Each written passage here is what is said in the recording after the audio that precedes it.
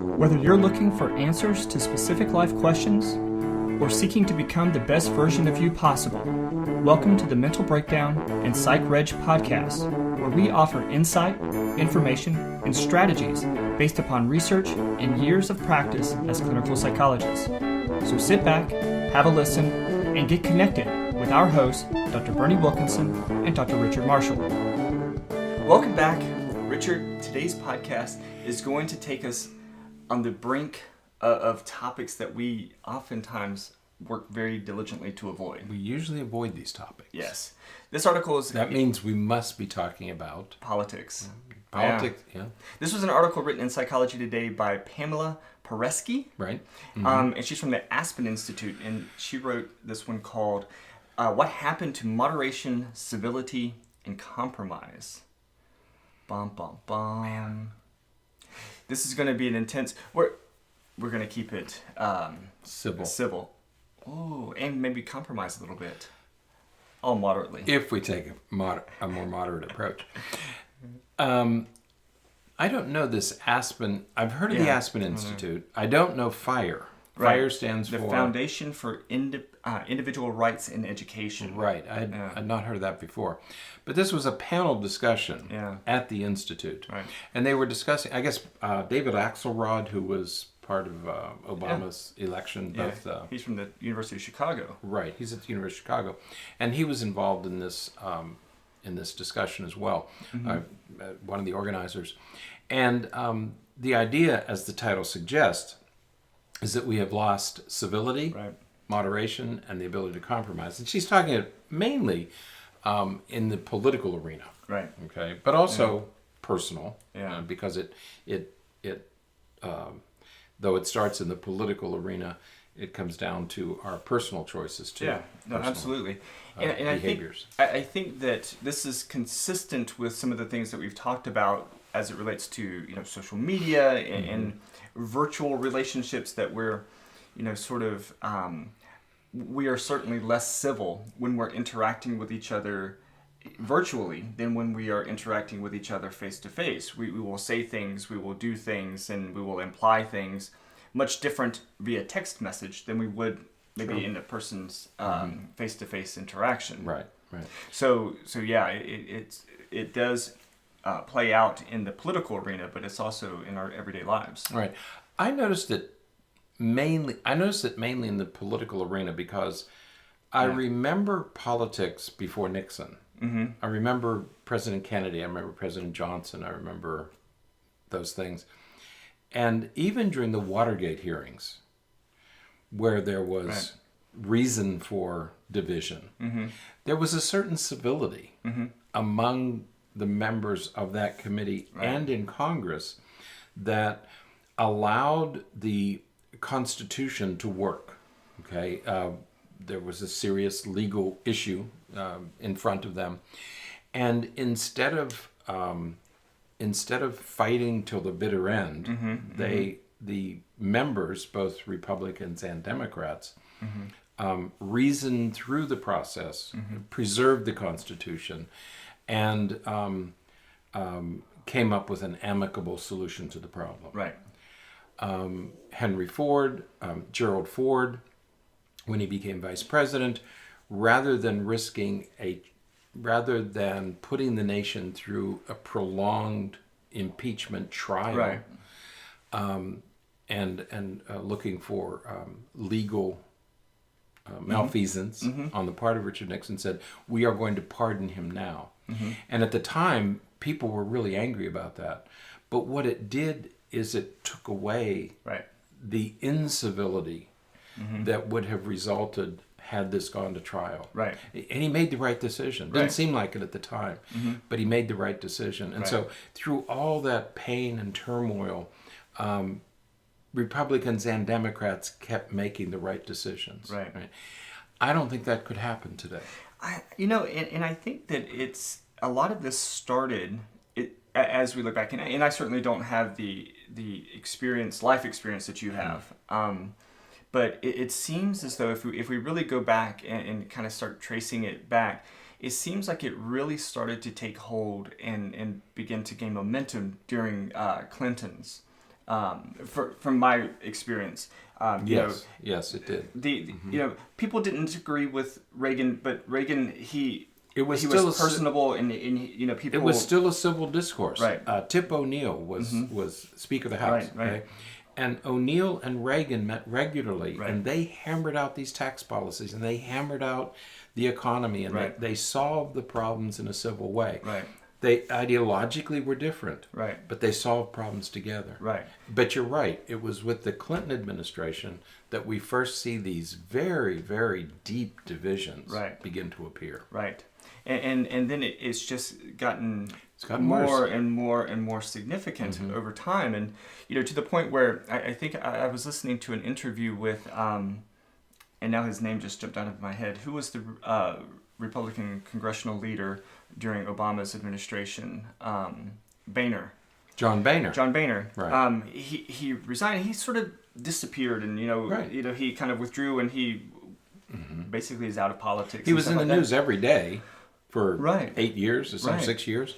Now he's gone. And I heard an interview with him recently, and he said, what happened was he was getting so much criticism because he would meet with Obama. He said he would meet with Obama privately, and they could discuss things. He goes, again, it's not that we're colluding. It's not that we're trying to come up with strategies, behind people's backs or anything, but this is what leaders do. Leaders meet and they try to come to some compromise. Right. And his supporters or people in his party began to become so critical of him for meeting with Obama that that was what sort of led to him withdrawing and being all the other things that happened, but led to his departure from politics in general. And I remember when the Tea Party first came to prominence, probably around the same time. And their mantra was, "We will not compromise." Right. We'll shut the government down before we compromise. Right. Okay, that was new. Right. And it hasn't gone away. There is this notion that we are right, and anybody who disagrees with us is totally wrong. It's not just a difference of opinion. Right. They are wrong. They are dangerous. Right. And we will not compromise with them. Right. That worries me. Right. I'm not a political commentator, but it worries me because I wonder how the Constitution will work if we don't have that sort of compromise. Right. To make this balance of power work. Right. Now, I want to ask you where you would like to go, because I think there's still so much to potentially talk about in the political arena. But I think that this is a place where we begin to see the same thing in families, in parenting and everything. That's right. Because there are, if you're on Facebook and you look up any of this stuff, or you're following anybody that talks about parenting or anything like that, you will frequently see people posting articles and everything about compromise is the downfall of raising kids these days. This is why the millennials are the way they are, because we offered them too many compromises. And I think that while there may be an overindulgence sometimes, I think that that's too simplistic of a perspective, for one, and for two, many times the examples that are given in those articles and just media are anecdotal. They're like single case designs. They're hey, this is what happened in my family. I put my foot down, and everybody was so much better, and my kid was well behaved. Your kid probably would have been well behaved anyways, but we see those, and it reminds me of Tiger Mom. Remember that whole thing with Tiger Mom? It was like we don't compromise, we don't do this. This is what's expected. Right. And she did end up coming back later and saying, "Hey, this was not the greatest." That's right.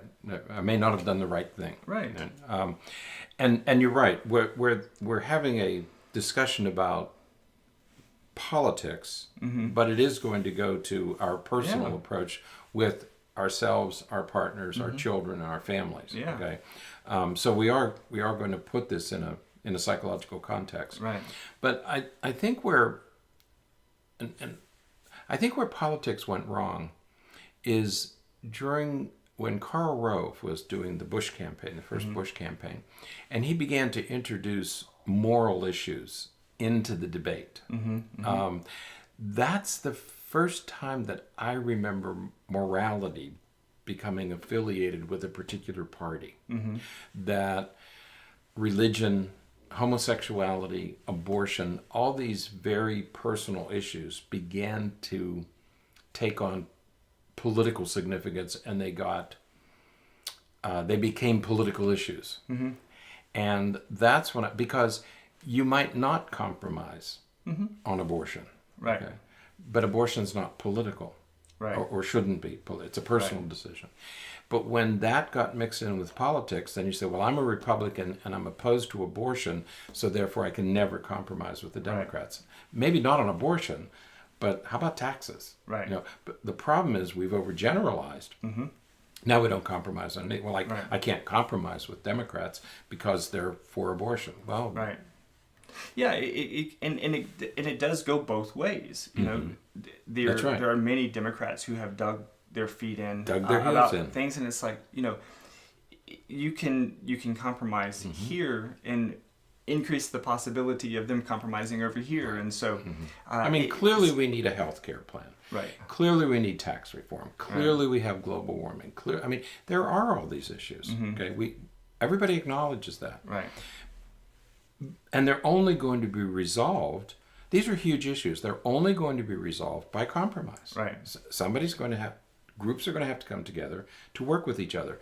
But if you have contempt and hatred for the opposition, you're not going to compromise with them. Yeah, I was listening to a podcast, and they were talking about the congressional hearings for the new FBI director last week.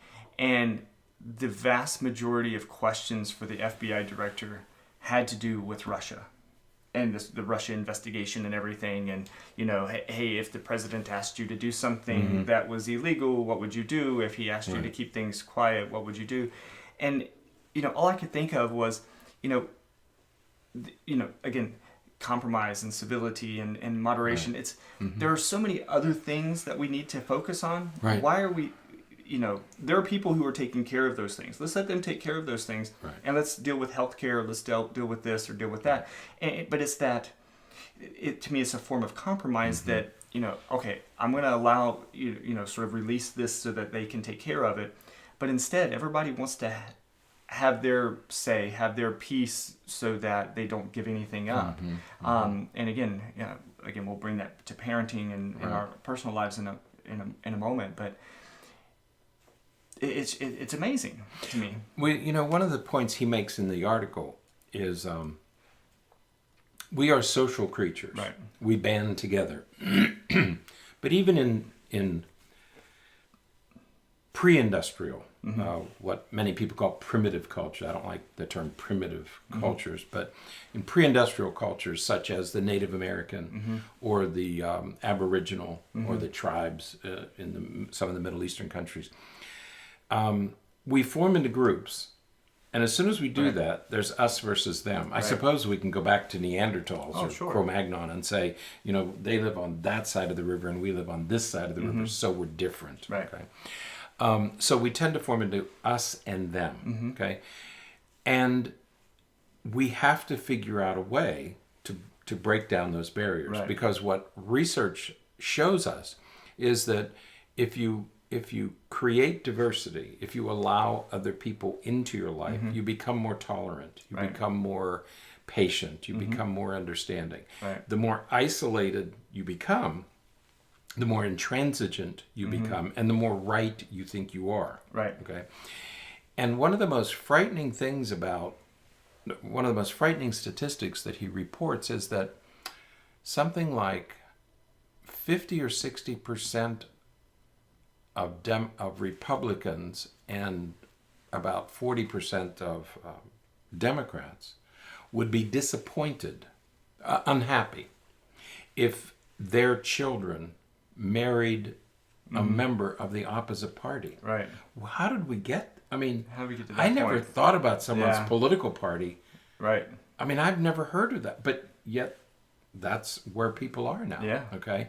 That talk about clans. I mean, these are becoming warring factions now. Right. And you frequently hear people say, well, I want the Republicans to be in complete control for a generation. Do you really? Yeah. Because that's what the Soviet Union had. They had one party. Right.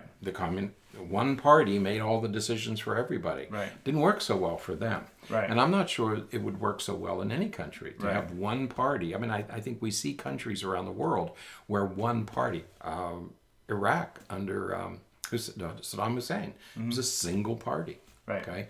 Is that really what we want? Right. So I think we need to be really careful about these very, very deep divisions and this almost visceral hatred for each other. Yeah. I hear people on TV use the word liberal, and it's almost like a profanity. It's almost like a curse word, that it's so derisive, and there's so much venom attached to Right. it. Like you're evil and bad. Right. And, Well, even when we use the terms right and left, I mean, Same okay, so thing. they're opposite. Right. Okay, so and so if we're opposite, then we can't be the same, and Right. so we can't compromise. And so again, pulling this to Right.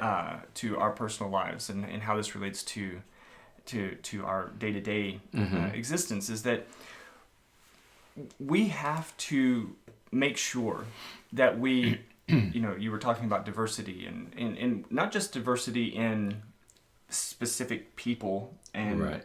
things like that, but diversity in ideas, in thoughts and behaviors and actions and choices and all of that.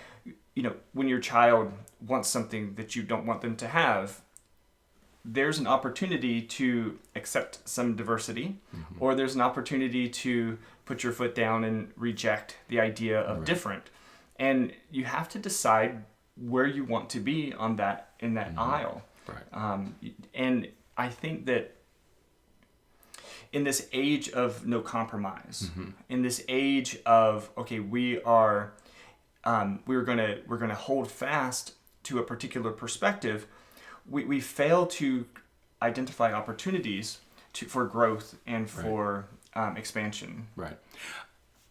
You and I have had this discussion many times, that I know a lot of really smart people who disagree with me politically. Okay, there must be some reason why they have the view that they have. Sure. They're not stupid. I mean, they read and they do research, and they're really highly intelligent people. Right. They must be bringing something to this that I don't understand. Yeah. And so, instead of saying it's us versus them, let me try to understand. Yeah. That's where we should be going. Right. So if we're talking about our own personal relationships, we should, somewhere in the article they talk about first friends and second friends. And first friends are people who agree with us, like you and I agree in most respects.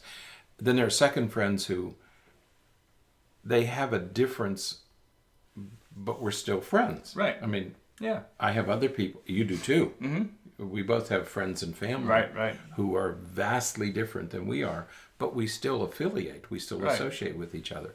And there's no reason why we can't do that at a personal level. Right. We also think about raising our children. Do we want to raise them in this very insular way so that they are intolerant, Right. or do we want to expand their worlds with other people and make them more patient, more likely to compromise, more moderate in their views, and more civil in their discourse? One of the things that's always bothered me recently is when people try to shout down a speaker. Right. Yeah. That really, I don't care who the speaker is. Right. It's happened recently at universities and stuff. That's right. Even at universities, it's happened.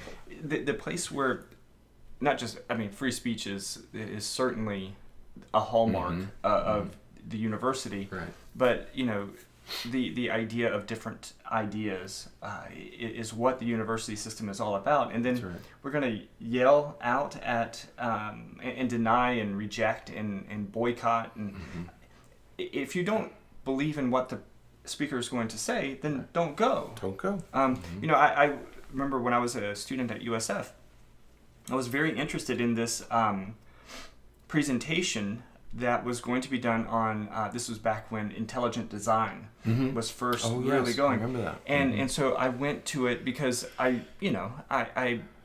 was very much so a biology kind of guy, and we learn a lot about micro and macro evolution, and so we think about that a lot, and believe that and can find ways to fit that within various spiritual and religious perspectives. Right.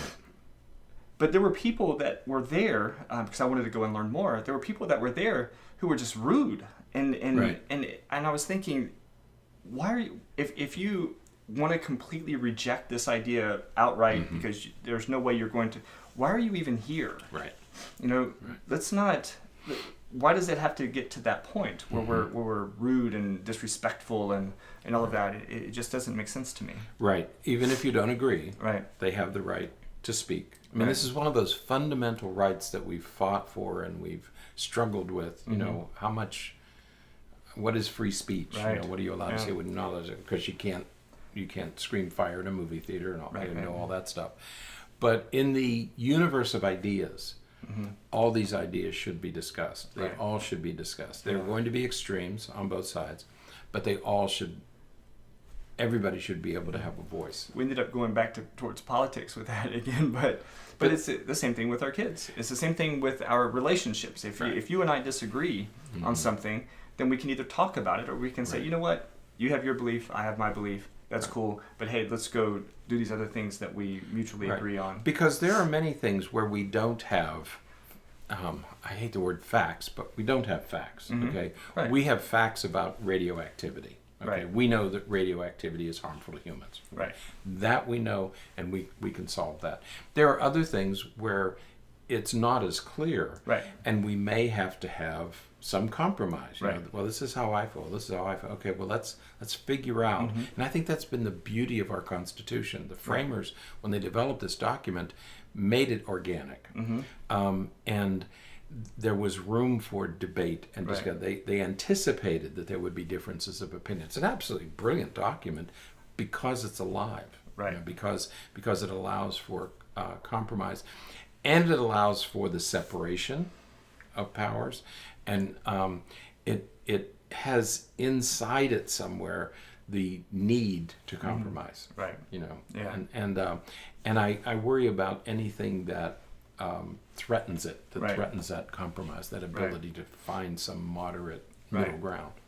Right. So we were a little bit scattered in the podcast, but what the bottom line from our perspective is, we would really encourage you to take a step back and look at how your interactions and engagements are with your friends, family, loved ones, your kids, and just in case your kids don't fall into any of those other categories of loved ones or family. Can I make I'll give you a specific example that I struggle with every day. You want to. My daughter and her friends, my daughter who's a college graduate, and her friends are very sophisticated, highly intelligent, well-educated. They watch the Kardashians. It makes absolutely no sense to me that they would even be interested in it. I mean, I have no idea why they're interested in it, but I have to at least listen to them when they're talking about it and let them have that part of their lives. Okay, that takes enormous self-control from me because I'm so violently opposed to everything the Kardashians have. This doesn't bother you, does it? The Kardashians. What doesn't? The Kardashians. I don't watch it. I don't know. I know, but if your kids did, and you would say, you can't ban it from the house. Right. You can't say you're not allowed to. Right. Okay. So you have to listen and compromise and say, what are they trying to tell me here? Yeah. Yeah. It's an interesting example. I didn't think that we'd talk about the Kardashians on our podcast. Take anything that teenagers disagree where they disagree with their parents. I can text and drive. Yeah. My reflexes are good enough to text and drive. YouTubers. Watching different YouTubers is a major binge conflict. watching. Yeah. Binge watching TV. Right. Okay. And you say, well, I'm opposed to that. I'm absolutely adamantly opposed. Why do people binge watch? What is the? I must understand What motivates my daughter to binge watch TV? I don't binge watch, but I must understand why she does. I'll explain that to you. You understand that? Oh, yeah. Do you really? I binge watch. Do you? Sure. Yeah. So, I'll explain it to you sometime. Go ahead, do it now. No. Look, this podcast has already gone for 25 minutes almost. Has it really? Yeah. Because somebody is just insistent on talking about politics. We don't ever get the opportunity to talk about politics here. We don't like to talk about politics because it's it shouldn't be, but it is a delicate topic. Well, we like to talk about it when it's just us. Because then we can, Because you and I agree. Yeah, and you can say things that it's okay to say, and we can say it in a way that you and I understand, in a way that we're not going to misunderstand. And that's I always worry that when you say too many things, other people are going to misunderstand and start making their own assumptions about things. And so that's the concern. That's why we don't do it on the podcast all that much. No, we don't want to introduce politics into these discussions. Yeah. Sadly, we can't. There are things we'd like to talk about, but as soon as you start talking about any of these subjects like global warming or gerrymandering or any of these things, you immediately get into those clans. Right. The us, them. Yeah. You're absolutely wrong. You're absolutely right, and we want to avoid that. Yeah. So. Yeah, absolutely. So. Sadly. Sadly. Well, it is sad that we can't. That we don't have a better discourse. That we don't have a better way of talking about these things. Well.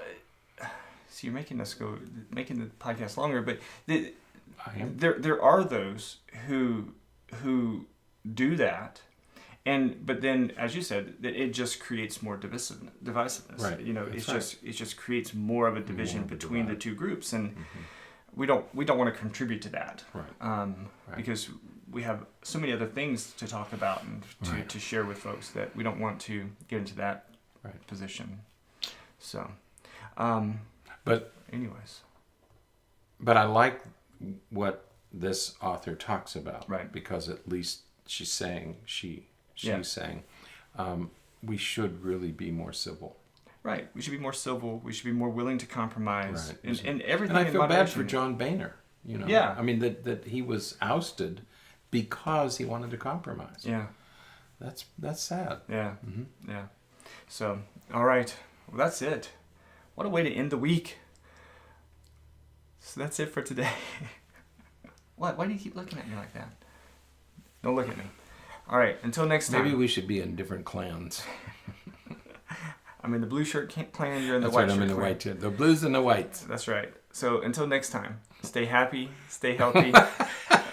I just noticed that. Jeez. Only people that's watching it on YouTube will see. Oh my God. All right. So I can't see you now. So until next time, stay happy, stay healthy, and forget to be afraid. And wish me luck.